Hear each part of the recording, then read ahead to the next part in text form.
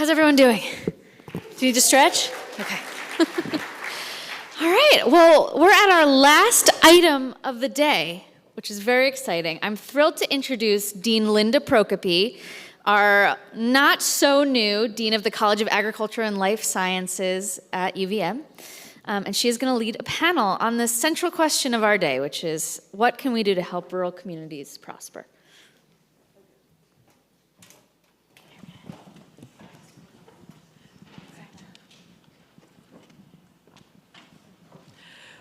Good afternoon, everyone. We have saved the best for last.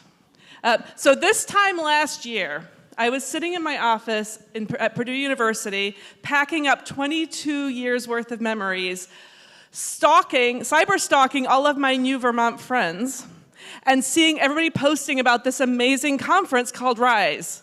And I was so jealous to not be there, and here I am. So I started here July 1st. I was moved to come to Vermont as the Dean of the College of Agriculture and Life Sciences because I truly believe that Vermont has a lot of the answers for the rest of the country and the world. And a lot of that was validated today. All the great stories, all the great conversations that have been happening today have really validated the amazing things going on here in Vermont, but also that we can still learn from other places. And that's somewhat the theme of this panel, is what can we continue to learn? How can we continue to do better? How can we continue to show up for rural Vermont? So it's my pleasure to introduce our three panelists today, Beth, Rafael, and Maura, and we're actually gonna have them do fuller introductions instead of me reading you their bio. I'm gonna ask each of them to take a few minutes and talk about their background, their history, and what building rural communities and rural prosperity means to them. So we'll just go down the line, I think. So Maura. Hi, welcome. I'm Maura Collins. I'm here because I'm the executive director of the Vermont Housing Finance Agency. We're a statewide affordable housing lender that provides mortgages to first-time homebuyers primarily, and then we also give loans and tax credits to developers of affordable rental housing. But that's not who I am. Let's be very honest. I'm a proud mother of a UVM soon-to-be junior in studying human development, family sciences. I also, as of 2 days ago, am the mother of a high school graduate who's off to the University at Hartford, and then soon-to-be freshman in high school. So that's really who I am. But how I got here is like Dean Linda here. I'm not from Vermont. I am so impressed by Senator Leahy, who has such, lifelong roots, but I'm one of those Vermonters who we also know and love, which is the transplants, who chose Vermont because of what it has to offer. I was raised in Rochester, New York, which really is a white flight suburb. And so I was raised in a pretty insular suburban environment. And after being in Buffalo for college, I went to Boston to do my big city living, and that only lasted about 3 years before it came time to, I was married at that point and gonna have babies on the way, and so I'm like, where do I wanna be? Well, I wanna be in Vermont. And I had family connections here, and have really come to embrace and appreciate the rural nature of Vermont and how small it is and how possible it is to become a big fish in a little pond that's not so possible in New York and other larger places, and I like that. Tells you a lot about my personality right in that statement that I'm admitting that to you. But Vermont called for many reasons besides extended family who I had connections with here and all that. I really came to know and love my community. I have been in the same home, frankly, with the same job for the last 25 years and have come to absolutely adore Vermont. And yet, my understanding of rurality has really been exposed by my travels. And most of my travels have been domestic, but they've been to very different looking parts of rural America. I always I'm on some national boards and I go to national conferences and I try to put Vermont's small scale in perspective to all the people who think that we are much larger than we are. And when I frame it as saying that New Hampshire is more than twice the size of our population, they get nervous, like, how small are you? And then I spent several weeks in Utah, and I learned what it's like to have a quarter of a tank of gas and realize I don't know when I'm going to come across the next gas station. I don't have that in Vermont as much.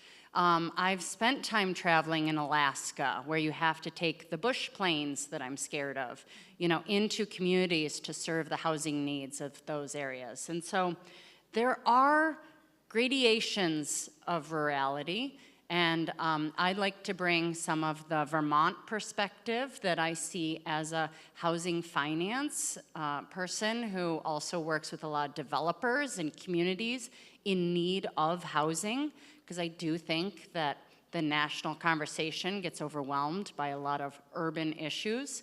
But I think it is important to think about not only rural, but just small scale, and how we can serve communities well in that regard. But I believe the others have the non-Vermont perspective, so. Is my mic on? Okay, great. Hi, everybody. My name is Beth Haskovec. I'm the Senior Director of the Office of Rural Prosperity for the state of Wisconsin. We were I think we were the second Office of Rural Prosperity in the country after Kansas.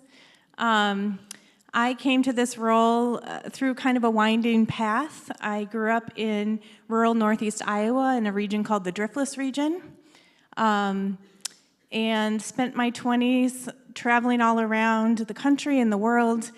Vermont pulled me in for a little while. I attended SIT in Brattleboro. Then I ended up in Milwaukee, and that's where I live now. So I live in the largest city in the state of Wisconsin and do rural development work, which I don't like to talk about a lot. But it was great perspective to work in urban neighborhoods and work doing organizing work and working for a community development corporation, understanding the infrastructure that exists in urban communities in this role. But I grew up, like I said, in northeast Iowa in a county where there was one stoplight, very rural and remote part of the country.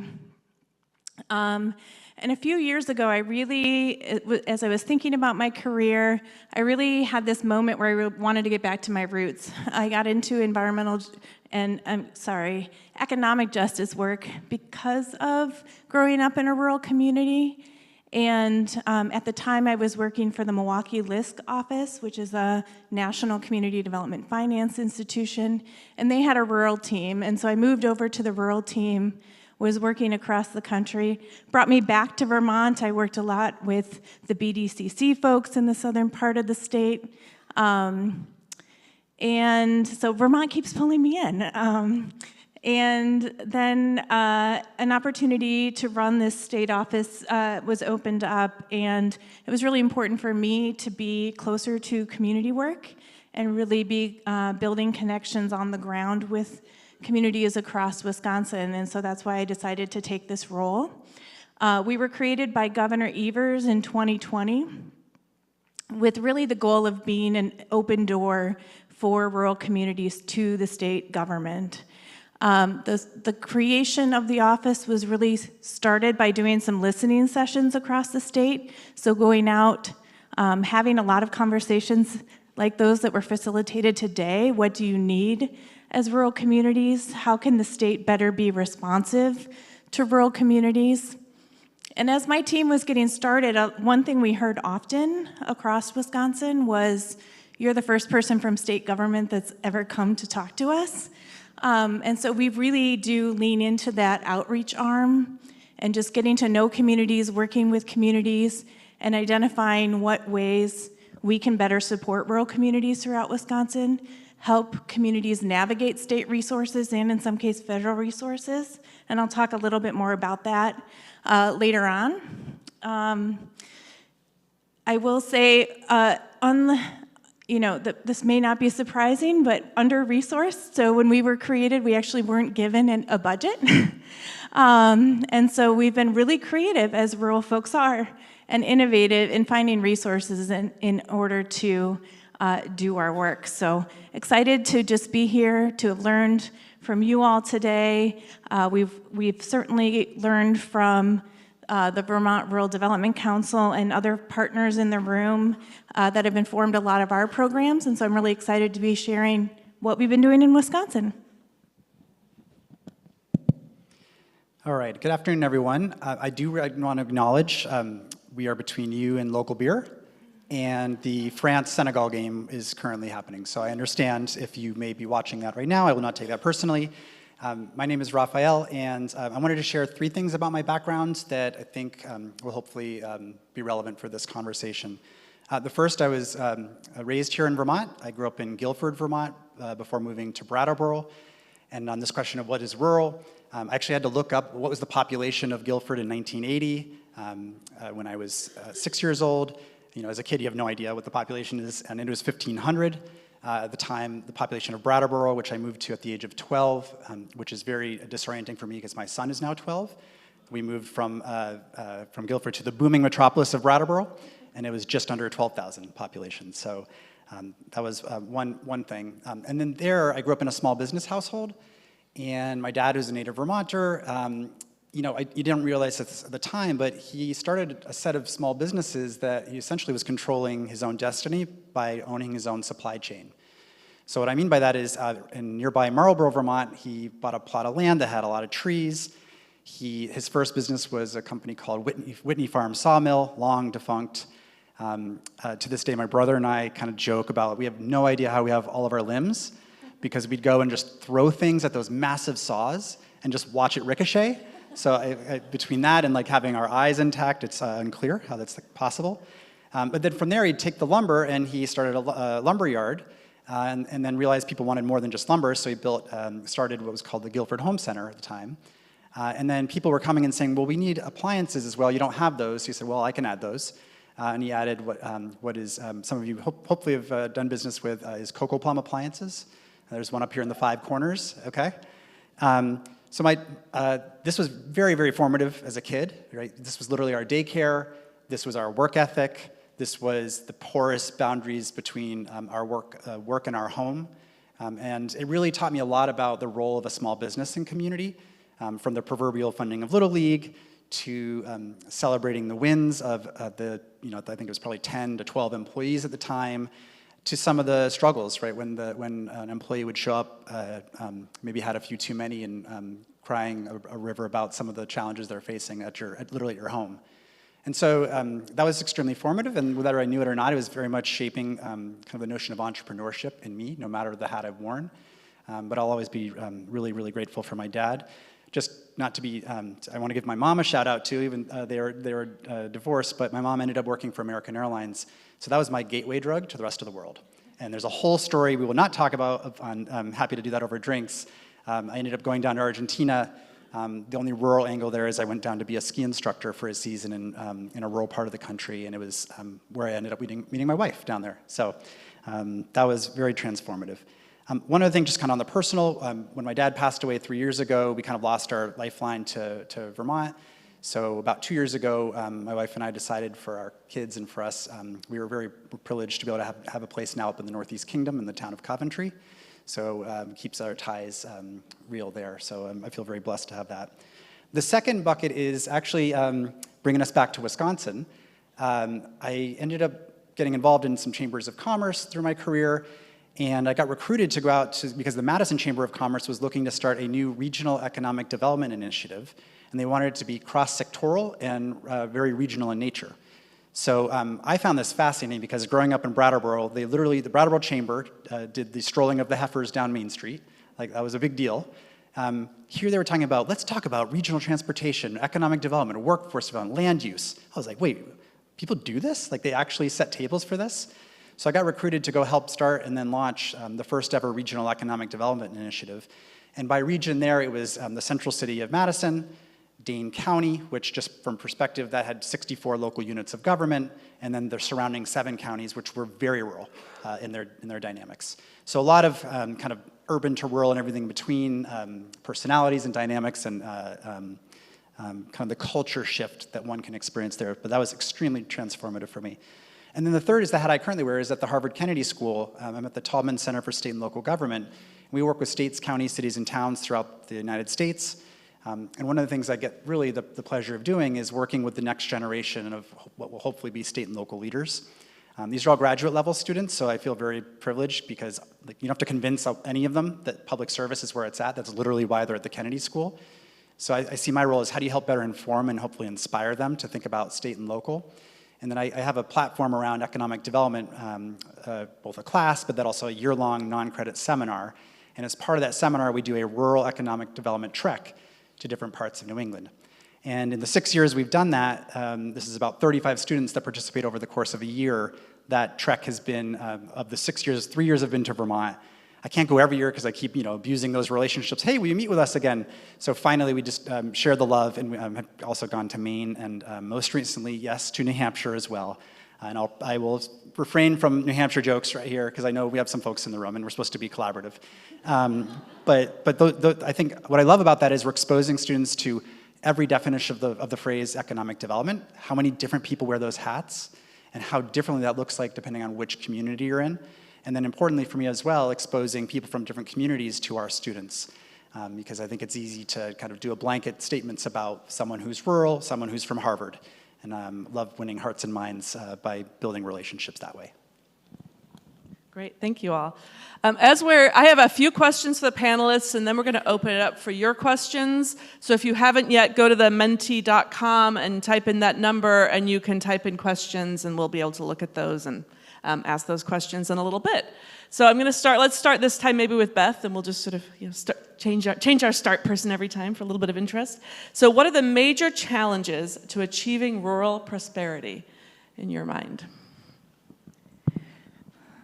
It's a great question. I think it's a tough question. We've talked a lot about, we had a planning call last week, and we talked a lot about just definitions too, and what does prosperity mean? And I think it's just really important to start by saying it's really up to our local communities to define both what rural means to them, but also what prosperity means to them. And so I can only speak from a statewide, viewpoint of what the challenges are. Obviously, for me, being a doer and working in a bureaucracy, resources has been a challenge, and so we've had to be really creative. We've developed a lot of partnerships. We work closely with a group called Resource Rural, which is a national peer network of grantees that are getting support to do capacity building work to help support rural communities in accessing state and federal funding as well as philanthropic support. We've worked really closely with the Federal Home Loan Bank of Chicago to launch an emerging developer fellowship program to support rural counties and communities. We have a county system in Wisconsin. To have another person working on housing challenges, working on land trusts and developments, working with their housing authorities so that there's just more people to do some of the administrative work that's necessary to advance really complex financial and capital stacks for housing. And we've also, for the first time as a state agency, we're a public-private agency, so we were formerly the Department of Commerce, became the Wisconsin Economic Development Corporation under our last governor. And one of the goals of becoming public-private was A, that we could move faster and meet the needs of businesses, and B, that we didn't want to rely solely on taxpayer support. And so being able to leverage federal funding as well as private philanthropic dollars. So we actually put in our first federal appropriations request to support tribal economic development as well. We have 11 federally recognized tribes in Wisconsin, and in the current federal funding landscape, it's really important for states to understand the role that they can play in stepping up to fill gaps with, with partners like our tribes, with, potential cuts to things like the CDFI fund. And so there's just a lot of challenges. We heard earlier about, philanthropy needing to fill the gap, and I think states are trying to also figure out how they can fill the gap with some of the challenges with federal funding currently. I think we want to always try and frame this as opportunities, but let's just call them challenges for now, right? I'll just name 3 that come to mind that we see and through our work at the Kennedy School. Number 1 is just the kind of the tension around to have the tax base to do anything, you need to grow, but what does the growth look like, and then kind of the conflict. And that's assuming you even are in a position to be able to grow, right? So if you don't have some sort of growth, often if you're tied to the property tax, it's going to be very difficult to have the capacity to deliver services and for your residents. So I think that's a consistent tension. The second is, the folks wearing the hats of rural administrators. I mean, they're wearing so many hats and they're asked to do so many things. I think it's really a capacity bandwidth question there, not from a talent lens necessarily, but just if you're asked to do too many things, it's going to be really hard to deliver on those really well. I think folks do, that's kind of often pieced together through a lot of volunteer work and people stepping up to help. But I think that's just a consistent tension there as well. And then the third kind of related is also just on the talent side, right? People, they see their kids grow up, and if there aren't opportunities, their kids leave. And maybe you get some who boomerang back, and many more do not. So I think, what is that kind of talent pipeline going to look like for rural communities, and that's just consistently a challenge. So I'll pass it on so we can have more time for questions. Yeah, by inviting a houser here, I warned folks on the planning call that all the questions I'm going to bring back to housing. My family calls me the Kevin Bacon 6 degrees of separation game, but I can bring any cocktail conversation back to the role and importance of housing because it underpins everything. When you think about housing, what do you think about? The trope that we've all heard is that housing is location, location, location. And it's ever present in a state like Vermont. Now, VHFA's role, I mentioned that we're a housing lender.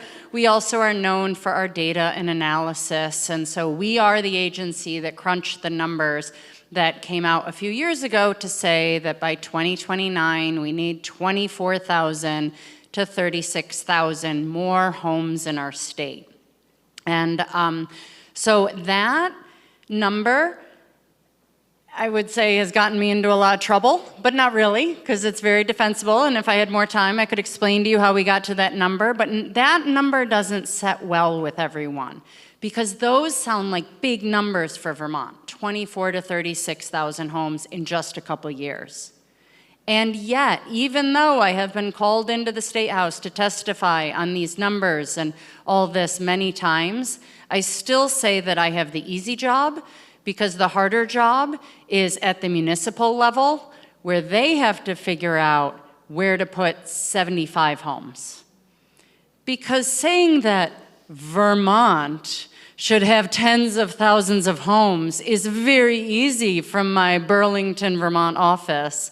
And it's much harder for localities to actually figure out where to put 75 homes, especially when 20 of them probably have to be new construction and can't be just renovations and turning a single family home or a Victorian into a duplex or triplex. And so all of a sudden these conversations get real. And so those are some of the challenges that we face in rural areas. I also say that in Vermont, we really do have a mismatch between how we live and where we live. And so we know, let me make sure I have the right numbers, 83% of us either live alone or with just one other person. So we have 1 or 2 people in our homes with us. Yet, we know that over 60% of our homes have 3 or more bedrooms. So there's a real disconnect here.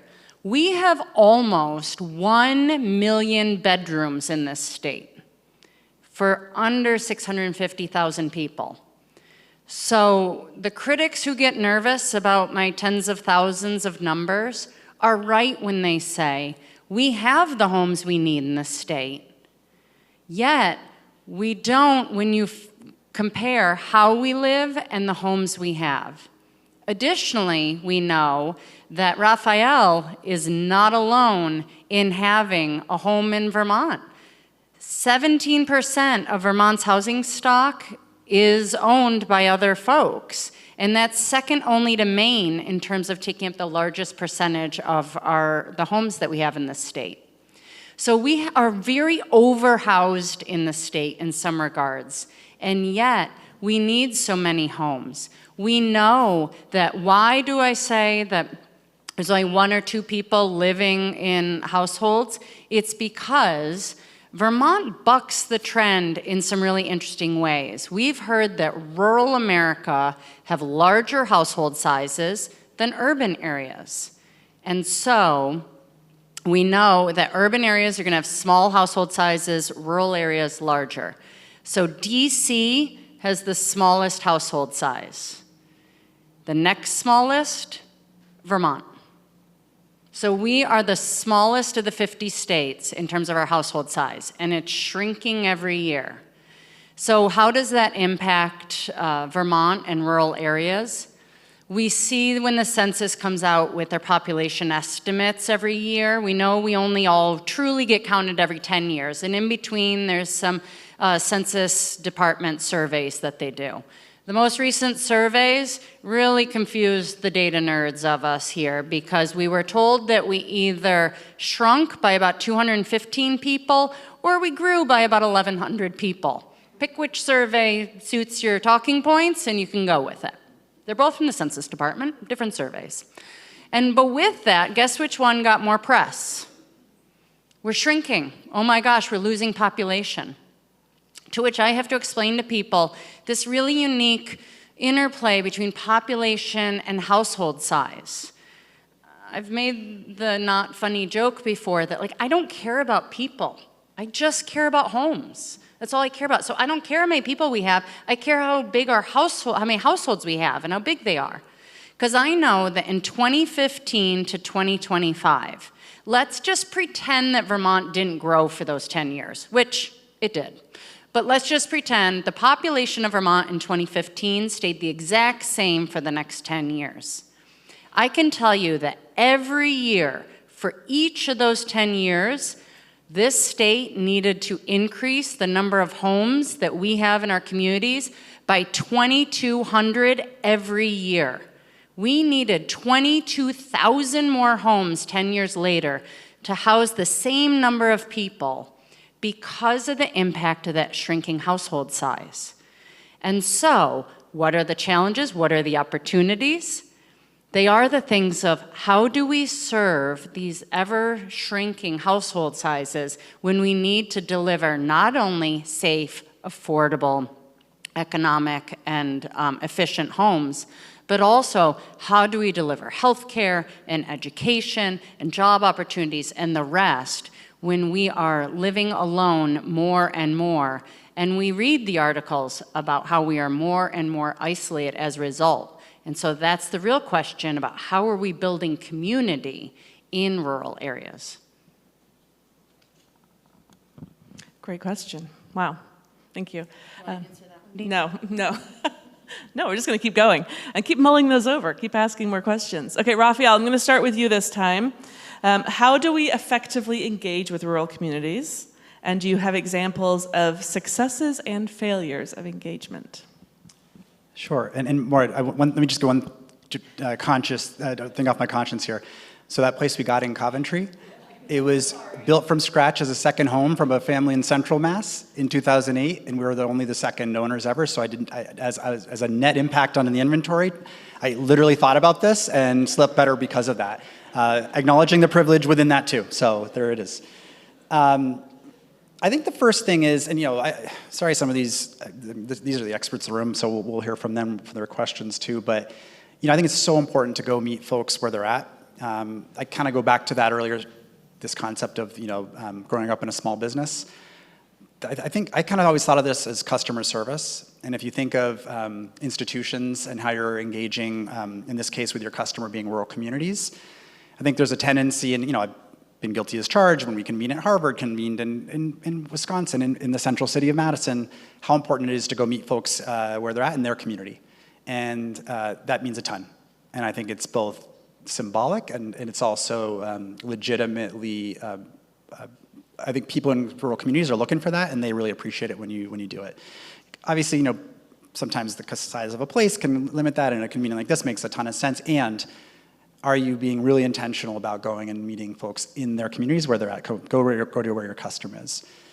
I think about kind of what are the tables being set to make decisions, and are you being really intentional about creating places around tables that are going to be sustained in meaningful ways for folks from rural communities. I think it's easy to maybe have like a token symbolic person. I think it's really important to be thoughtful and ask folks in rural communities like who makes sense to be at tables, but then make sure it's done in a sustained way. When we were in Madison, Wisconsin, this was a huge part of our kind of initial outreach. The question what was being asked is, how do you think about, in a globally competitive world, how do you start thinking about yourselves as a region rather than competing against each other locally? And to do that, we really looked and said, if you took away the political relief boundaries and said, like, what are our actual assets in every sense of the term, we're actually regional, right? We live, work, and play regionally, and our assets are regional in nature. So are you looking at all those assets and thinking about for each of those assets, whether it's the first nature stuff before humans were there, or all the things we as humans put on top of it, are you being really intentional about who can be represented across a region and from rural communities to be at the tables and helping shaping direction? I think one good example of that, and again, this is when I sit up in my perch and I know enough to be dangerous, maybe I know a little more but still dangerous, was a shout out to the Boston Fed through, I think, the Vermont Community Foundation, and Dan Smith and his team were involved, and I know many others, probably even in this room, did their Work in Communities initiative. I know a little bit more. My wife actually worked at the Fed for a bit, and I know at least the intent was to get folks around tables to ask each other who should be here. And I think that was well-intended, if not well-executed. I think Carlos is from the Boston Fed is here, so shout out to Carlos. But I think it's an example of going to communities and ask them who needs to be around those tables and then setting that place for them. A couple other thoughts here. One is, I think it's really easy to do the motherhood, apple pie, and small business. And we all need our mom and pops, and they really do create a place. They create a character for a place. But I think if you're actually thinking from an economic development strategy, those dollars are not necessarily, those businesses are not going to bring new dollars in. And so are you thinking about it from a mix of both being supportive of those small businesses because they're crucial for the character and the fabric of a place, and then helping the small businesses that are kind of more of your traded sectors, right? The ones that are going to bring in dollars from outside, that'll be new dollars in a place that can then support the small businesses and the mom and pops. And that's something, again, in Madison, where we're being really intentional, saying, like, based on our assets and based on buy-in from regional communities, what are those types of sectors and industries that can drive new dollars and jobs for people from all educational backgrounds to help support and sustain an economy? So I think that was really intentional. And then two quick thoughts. If folks aren't familiar with economic gardening as a concept, and I mean capital E, capital G, lowercase e, lowercase g, economic gardening is kind of a create and grow your own. It's kind of become loosely used for kind of entrepreneurship and creating and growing your own, which I couldn't agree more with, and doing the long game on that. But out of Littleton, Colorado, out of a crisis of when their oil and gas melted down in the 80s, their city council actually said this to Littleton, we're not going to spend another dime trying to recruit companies to come here. And I know Vermont isn't historically in the recruitment game, which I think is wise. But this is a tried and true, who are the growth businesses? And define those as you want to, right? But which are the ones that are showing promise and growth? I think it was Kevin in his session earlier talking about 95% of Vermont businesses are fewer than 20 employees, and they are providing 65% of the jobs. That's just nationwide, just some version of that number. So the sad news is there's very few of those growth stage companies in rural communities. The good news is when it's a smaller number, that should be really easy to manage those relationships. So if you're not building those relationships and getting them to the table and ask them what do they specifically need, and not just say, we've got a program to throw dollars at you. That's not what I need. I'm a growth stage company. It's often around talent. It's on new markets. And getting them and sustaining those relationships, I think those are tried and true opportunities. And a final thought, I think if you continue to measure outcomes the same way and expect different outcomes, it's classic definition of insanity. In the economic development realm, if we're going to continue to measure how many jobs were created and how much capital investments were made, those are process measures. Those are not outcomes. I'd love to see us start to talk about wealth. And I don't mean about the uber wealthy, I mean about the creation of wealth.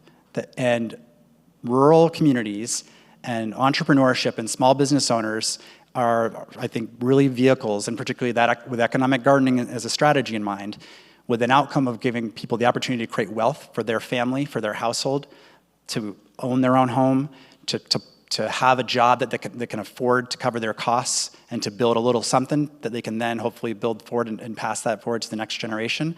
I don't think we talk about wealth, and I think sometimes it can be used as a dirty word because unfortunately there are people making headlines that are levels we've never seen before in humanity. But I mean, like, right down to the economics of wealth, and how do you think about creating those opportunities within rural communities? Right. So when we think about connecting with rural communities or better understanding what rural communities need, I started with mentioning the listening sessions that were done when the governor created our office.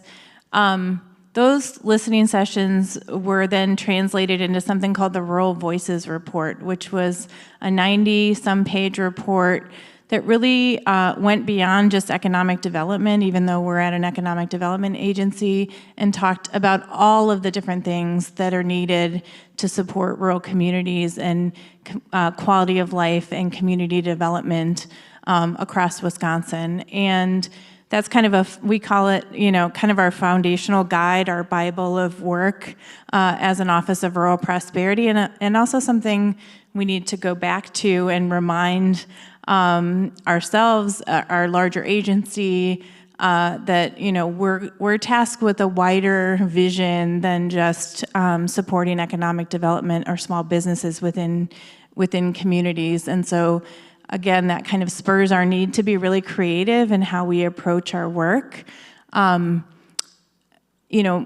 Growing up in asset-based community development and, that really shaping my career, as we're developing new programs as a team to support rural communities, it's important for us to allow the communities to define how they want to utilize our resources. And so one of our pilot programs that we created was something called Thrive Rural Wisconsin. And it's a capacity building program that's meant to connect rural communities, to assist them with planning. We don't have a lot of planning dollars available to communities in Wisconsin. So a lot of communities are coming to us, they know who they were, but they don't necessarily know where they're going or what strategies they want to use to move forward as a community, to build more housing, to support more entrepreneurship or businesses. So this program really allows them to define what is an issue in your community that you want to move forward. What do you need to do that in terms of professional fees? And then we provide a staff member that helps project manage that. It's not anything that the communities can't or don't know how to do themselves. It's that they don't have the time and the people to really put the focus on a particular initiative. And so our goal is to help expedite the process, whether that's a downtown redevelopment plan, whether that's creating a TID or a TIF for local financing options, developing a housing plan, or removing restrictions or addressing zoning to allow more development to happen in their community. So we provide that pre-development support, that early capital to both do the planning, but then also to start to put a project together so they are really ready to apply for either state or federal funding. And in some cases, we've helped, there's a vacation town in northern Wisconsin that hasn't had any housing development in decades. They didn't really know, a lot of folks didn't want development in their community for a lot of different reasons. But through this process, they really, they identified an old hospital site where, I wish I had photos, because it's this huge hospital right across from a lake where the roof had caved in. And it was the first thing you saw as you drove into their community. So not necessarily inviting, not something, town members were really proud of, as that was the first thing you saw whenever you drove into town. And so we help them do the community engagement process, identify what they wanted in their community for development, what did good development look like for them that they would benefit from, and then apply for a WDC grant for to be able to remediate that site, take that building down. So that's where they are now. It was the first grant that community had ever received from Wisconsin Economic Development Corporation. And now they're in a process of trying to find a developer. We're helping be matchmakers in that process because it's not always easy. We have a lot of great nonprofit developers in Wisconsin as well. So just educating folks on how to work with a developer, what developers are looking for, so that we can be a matchmaker in that way and bring some of those connections that somebody, you know, that lives 5 hours north of Madison or Milwaukee maybe haven't experienced before, and just make those connections so that they can move their development forward. So that's, you know, how we try to approach our work, is really listening to communities and what they need, bringing resources, but allowing that freedom for communities to decide how to best use those resources for themselves. And then we also have a portal, an online portal. It's a resource net. It's called ruralwi.com. We have a database of state and federal funding on that portal. We have a list of service agencies that support rural communities across the state. And then I think most importantly, we have success stories of what's working well in rural Wisconsin, so folks can see, oh, you know, that's something we've been wanting to do in our community. How did this community do it? And we provide the contact information for those community partners so people can connect with other people across the state, learn from each other, and have that opportunity to say, how did you do this? Let's have a conversation. What resources did you use? What grant funding did you use? And be able to learn from each other and, you know, build on that momentum of success. The only thing I would add from that, it sounds, my notes were similar to the themes I'm hearing you talk about, which is the Stephen Covey quote of progress moves at the speed of trust. And my interesting story from deep in the pandemic era was when there was a national program called the Homeowner Assistance Fund. And Senator Sanders actually was really crucial in increasing the size of this fund when it was first passed by the feds. And every state got an allocation, and it was to help lower income residents who own their homes, who were maybe out of work, or there were negative economic impacts from COVID. And so it was to pay their past due mortgages, their utility bills, their property taxes, so that they could stay in their home and not be foreclosed upon. And VHFA was the administrator of this. In total, it was about $60 million. And so I remember my job as the executive director is to come and do this and be the face of VHFA, but I always joke I don't actually do the work of VHFA. That is my wonderful team. But every so often I get the call to say, hey, can you help us out? My team members will have hit a wall. And in this case, it was a rural Vermont community where there was a home that was going up for tax sale, and we had the funds to pay all their past due property taxes and save this home from tax sale so that the residents who were still occupying the home could stay longer. And the barrier we reached was not, the applicant had applied, did all that they needed to do, but the town clerk wouldn't send us the information of where to send the check. So I called up said town clerk and said, okay, I have tens of thousands of dollars that you are owed. I am from a quasi-state agency. I'd like to be able to send this to you, but I do need you to send me information about your ACH payment or whatever. They had to sign something and say, yes, we will receive the money and apply it to the tax bill if you send us the full amount due. To which the town clerk fairly said to me, I'm retiring in 2 months. I only work 12 hours a week as it is. There is no way in the next 2 months that I'm going to be able to get everything done 12 hours a week. I can't take on a new program right now. I'm sorry, I don't understand what you're peddling, but we don't want any, thank you very much. And it was only because she had no relationship with me. She doesn't know what the VHFA is. We sound like 14 other agencies. Come on. Like, what is the, and I'm calling up, I'm from the government, and I'm just going to send you, $15,000 that you've been waiting 3 years to get. It didn't make sense, and I get it.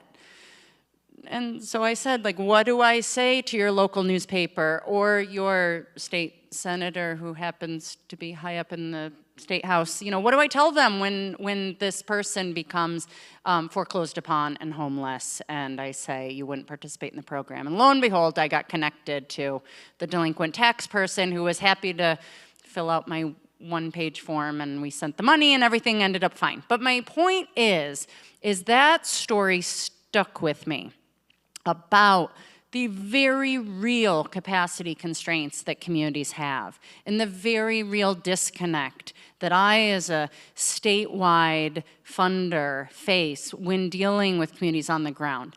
I want to be very clear about how much of a fraud I feel like being up here. I said it on our planning call, and so it doesn't always feel right to, be talking about rural Vermont when what I want to keep saying is that as a statewide agency, I don't think I really know what is going on in each of the different towns in the state. And maybe that's okay, because we can't all be expected to know everything, and so the kind of community building that you're doing and the linkages cross-sector to bring people together are so critical. And I just want to say that I get it. I understood what that town clerk was saying to me when she was adding up the number of hours she had left in her working career, and she just wasn't ready to take on a new program at that point. And so I think we really have to also think about how to meet people where they're at. Just really quickly, on this trust thing, I just want to channel one of my mentors when I was in Madison.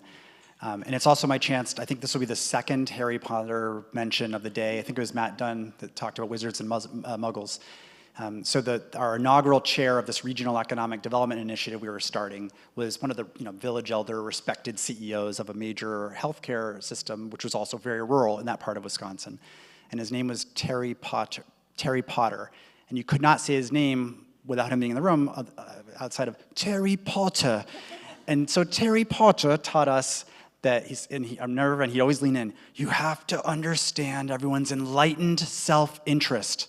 It's okay that we have self-interest. What's the enlightened self-interest? And he was just drilled us. So when we did our road show and kind of going out an engagement strategy of every community of every size, he would literally grill me on the car ride because we do this together. It's like, who are we meeting with and what's their enlightened self-interest? And if we didn't know, that was one of the objectives he'd always say. And it was authentic in that he really believed that once you better understood that, you could create common vision and common buy-in on that.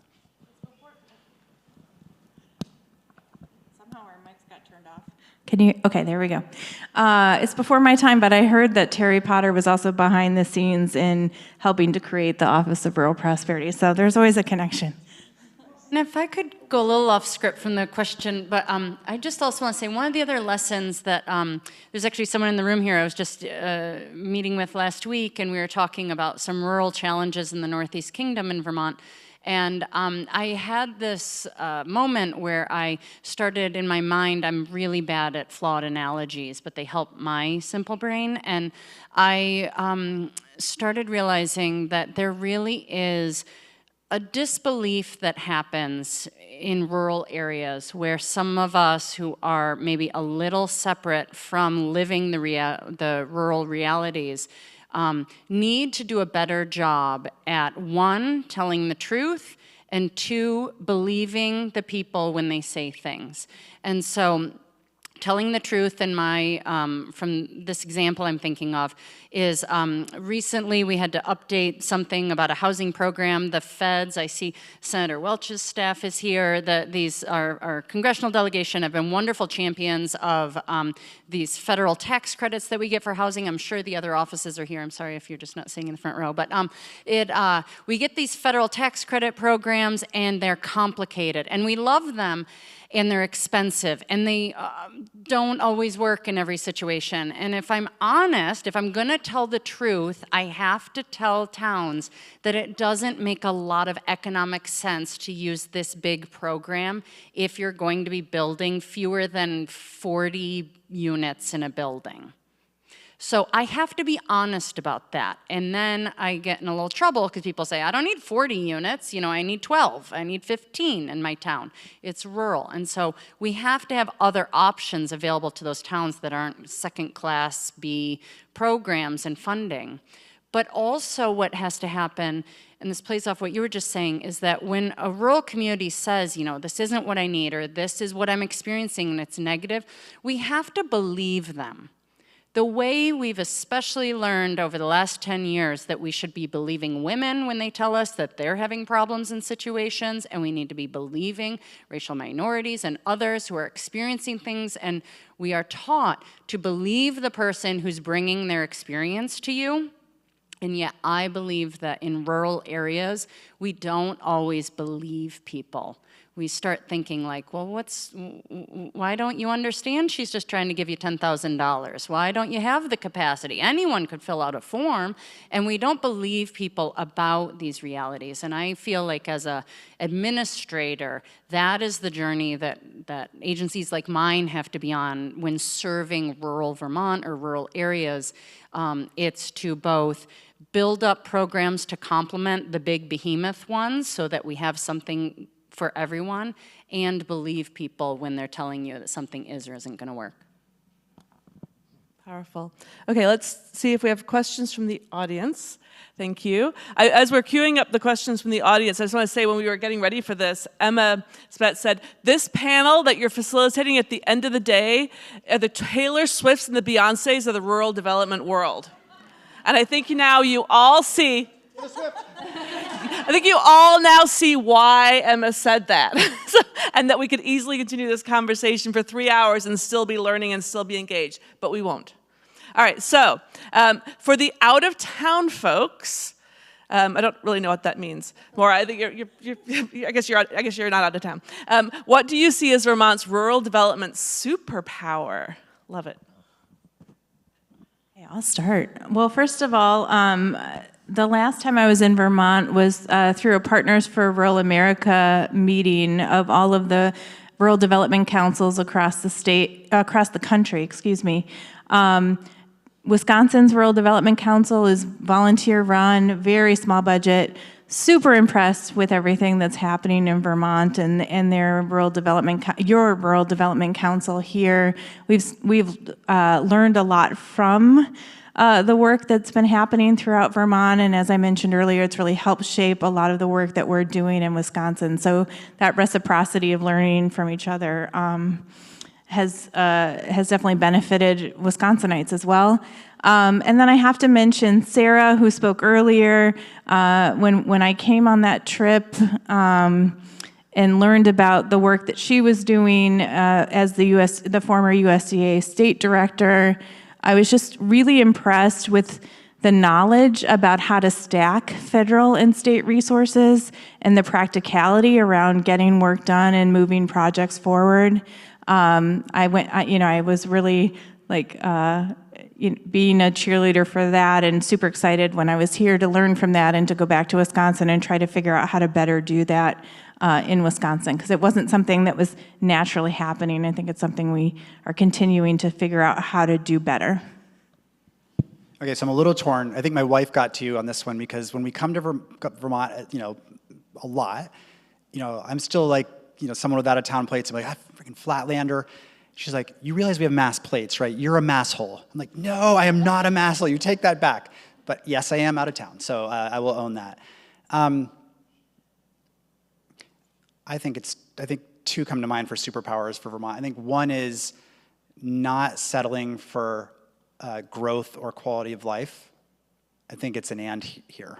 I think people care so much about their rural communities that whether they say it this way or not, and whether it's combative or not, I think this, how do you find ways to provide opportunity that preserves and enhances the quality of life of a place? I think people think about it as an and. Not always easy, but I think that's where people often start, or that's where their hearts are. And then to get there is just this incredibly dogged spirit of entrepreneurship. It's it's literally what gave me opportunity in life, thanks to my dad. You just get to know folks who are on the ground, running their business, whatever their dream may be. And I think if you can continue to combine those two and invest in how do you can grow in ways that preserve and enhance your quality of life via the entrepreneurs who really care about their communities and are going to be invested here. And I think that's going to be an ongoing superpower for the state. I think, okay, there we go. Just need to be a little more patient. That's the story of my life.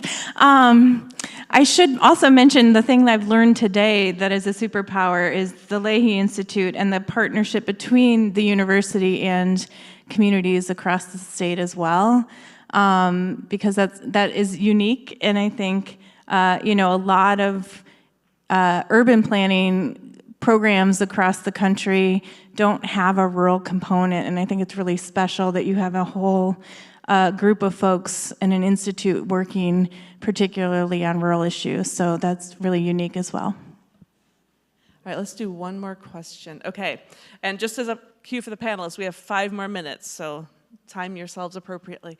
All right, what innovative financing structures or public-private partnerships are proving most resilient for expanding affordable and workforce housing in rural communities?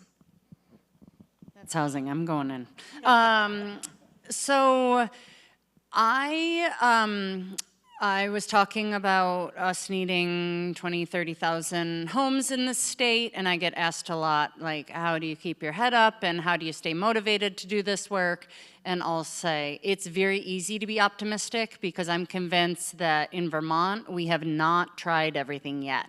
So we're not out of ideas. There are a lot of good ideas. And I really liked what Rafael said earlier when he was talking about wealth, and wealth not being a dirty word, but something that, let's be honest, we all are hoping for, to have enough to meet our needs. If we were to really wordsmith that prosperity question, I think it probably does tie in with the underlying, whether we want to use the word money or not. I run a finance agency. Let me tell you, the world runs on some amount of money.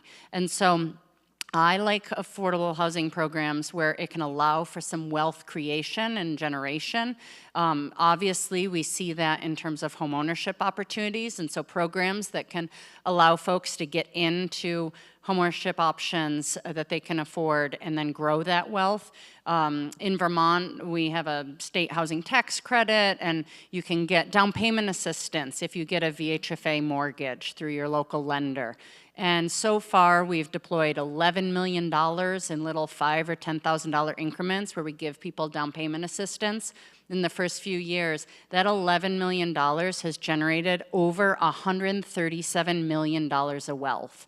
And these are loans that get paid back to us. So I may give you $5,000 to buy your first home, but then when you move or refinance, you're gonna give that back and I'm gonna give it to someone else. Programs like that revolve the funding, yet the people can stay rooted in communities, are really exciting models that I see.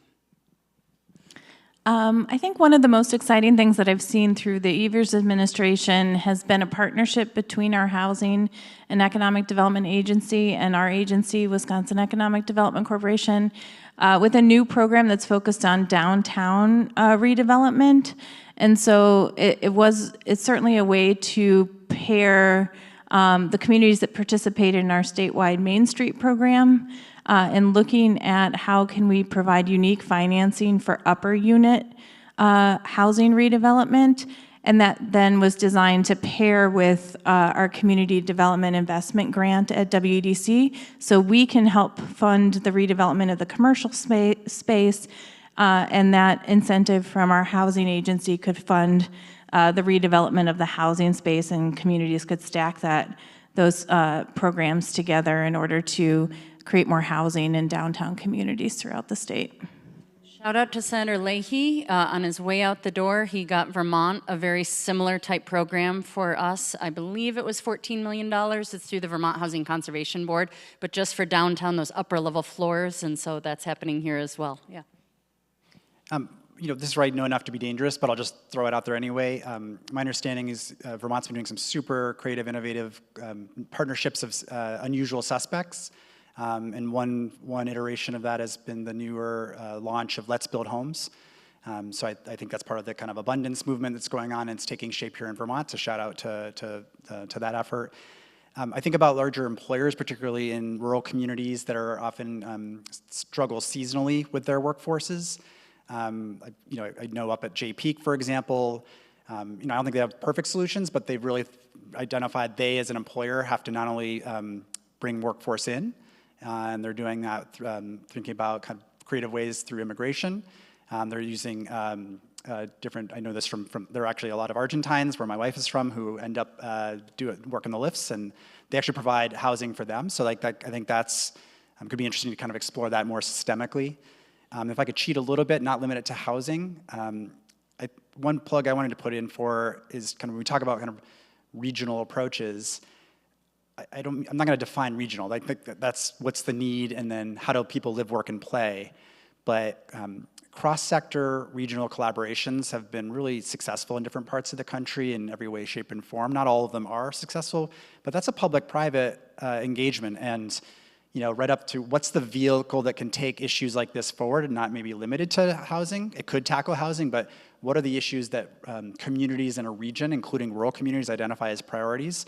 What's often lacking is that cohesive glue in the vehicle to take that forward. In some public-private models that have been successful, it's been some private funding because the businesses are around and they think regionally, they have workforces that are regional. They can help make those investments that can be sustained also across political administrations, but then having some ownership and skin in the game from public sector, though there are tight budgets, I get it, even symbolic investments from public-private. So there are a lot of models like that. That was one we did in the Madison region, but many places around the country have been experimenting with that and seen some success as a vehicle. Okay, we're getting the time sign, but I'm going to give each panelist 20 seconds to share with us what gives them hope for rural prosperity. I recently was on a panel in Wisconsin through our Rural Development Council, their annual summit, and there was a conversation, and it kind of flipped both ways about rural having a moment.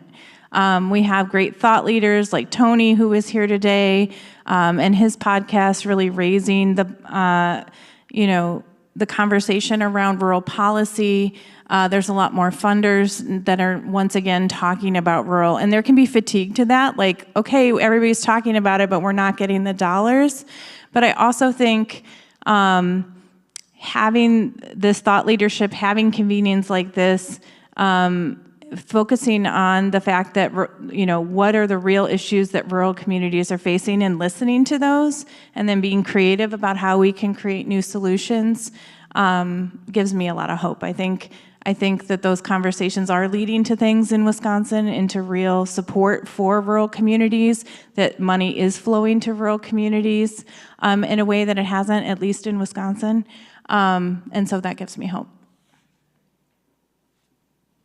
That in a small state like Vermont, that we all know each other. So I think I know 20% of this room. And that gives me hope because I can just be a subject matter expert for this one little nerdy part of the world. I imagine the colorful parachute from elementary school that, you only had to hold the yellow part and then you had the blue one, you had the red, and we made the big mushroom cloud and sat on it. I only have to be responsible for my one little piece, but I know that each and every one of you are subject matter experts with experiences that are informing what you're doing, and I just can't wait to be networking with you at the cocktail hour and doing things like that so that we can connect and take it farther, because I know this, but you all collectively know so much more, and that gives me hope. The people of the rural communities, the entrepreneurs particularly. I think of my dad, the people who had a dream, literally grew up with nothing, created their own path. I know it can be romanticized, and it's more probable that they may not see their business continue than it would. But I think that, particularly in rural communities, people are there because they really want to be there and they're authentic about it. And I think supporting folks in an authentic way, meeting them in their communities, that gives me complete hope going forward that the entrepreneurs will continue to help create those opportunities. Fantastic. So listening, supporting, believing, great way to end our day. Thank you all so much. Thank you to our panel. Great work. And now. Okay, woo, we did it! What an amazing day. Thank you all so much for coming and for bringing energy and enthusiasm and interest in connecting over the idea of partnerships for rural prosperity. My name's Emma, and I'm a member of the Leahy Institute team, and I am actually the only thing standing between you and alcohol. But I do want to provide just a few quick final reflections on the day and this work, and the way we can build on the momentum that's generated at events like RISE. While RISE is sponsored by the Leahy Institute for Rural Partnerships, which is a federally funded university initiative, what we have had the chance to learn about here is greater than just our university. It's a convergence of ideas and people and institutions that are looking to make our rural communities better and more prosperous places for people to work and to live. And there is a shared recognition that we cannot do that work in a vacuum, and we also cannot do that work by ourselves. Earlier today, my boss, Trisha, asked you all to open yourself up to inspiration today. Did you find it? Yeah? Okay, cool. If so, which sounds like you did, then our conference was a success. What we hope is that you carry the spirit of partnership with you as you engage in rural spaces as practitioners, as community members, as students, and as scholars. And remember, too, that as the land-grant institution, UVM is here. When you're thinking about the challenge or the problems that you're working to solve in rural places, consider this. How can UVM help you? Is it through research that can help identify best practices around problem solving? Is it with the support of students who offer energy and creativity to low capacity spaces? Is it through technical assistance or access to data, tools, and services? Regardless, we're here and we're working really hard to make sure that we're rising to the occasion of meeting the needs of the rural places across the state of Vermont. Okay. Last thing, we would love for you to stay engaged with UVM and with the Leahy Institute. You can join our newsletter and follow us on social media for updates on our grant program and other ways to partner with us and across the university. I want to give a special shout out to our sponsors, especially Sodexo, for the amazing local food. Thank you to our panelists, speakers, and student ambassadors who all made RISE possible. You can now all head into the Fireplace Lounge where we have a poster reception and where drinks will be served, and we'll be highlighting some of our research partnerships. Thank you all for coming today.